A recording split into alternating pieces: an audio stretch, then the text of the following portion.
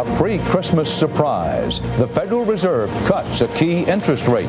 Ray Brady tells us what's in the cards for consumers. An amateur cameraman captures the assassination of Itzhak Rabin on videotape. We'll have the story behind the pictures. And Eye on America. Tonight, one-on-one with director Oliver Stone about Nixon, the man, the movie, and the family's complaints. This is the CBS Evening News with Dan Rather. Good evening. With signs all around that the U.S. economy may be slowing down, the Federal Reserve decided today to give it a little push. The Fed cut the cost of borrowing money by lowering a key interest rate 1/4 point. CBS News economics correspondent Ray Brady reports tonight on what the Fed's move will mean to consumers. Chairman Alan Greenspan and the Federal Reserve finally did it. They cut interest rates despite predictions by most experts that they wouldn't. Standing aside from the politics of the budget fight, the Fed saw a slowing economy. Lower rates could spur consumers and businesses to spend more and speed up that lagging economy. What's all this mean to consumers' pocketbooks? Not as much as you'd think. An earlier cut by the Fed, it's true, brought mortgage rates down sharply from more than 9% to just over 7%.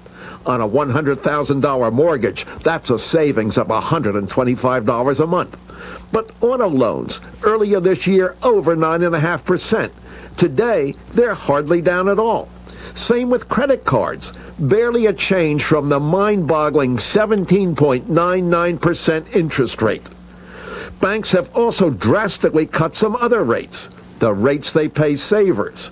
Top example, a 2.5-year certificate of deposit. From more than 6% at the beginning of the year, the rate's been slashed to barely 5%. For consumers, today's Federal Reserve action will mean a slight dip on what they pay to borrow, but a bigger drop on what they earn on their savings. On the bright side, this will bring mortgage rates below 7%. And that means it's time to refinance for anyone with a mortgage that's 9% or higher. Dan?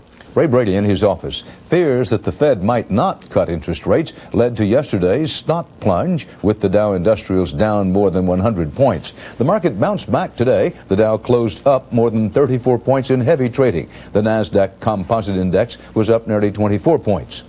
In what some say constitutes progress in the long budget stalemate, President Clinton and Republican congressional leaders met face-to-face today and agreed to meet again tomorrow. No done deal tonight to put furloughed government employees back to work, just talk of possibly reaching a budget agreement by New Year's. Rita Braver has the latest. The Speaker of the House and the Majority Leader of the Senate arrived at the White House late this afternoon for their long-awaited meeting with the President of the United States. And after a 2-hour session, the Republican leaders announced a minor breakthrough. The President has agreed to stay personally involved in the negotiations.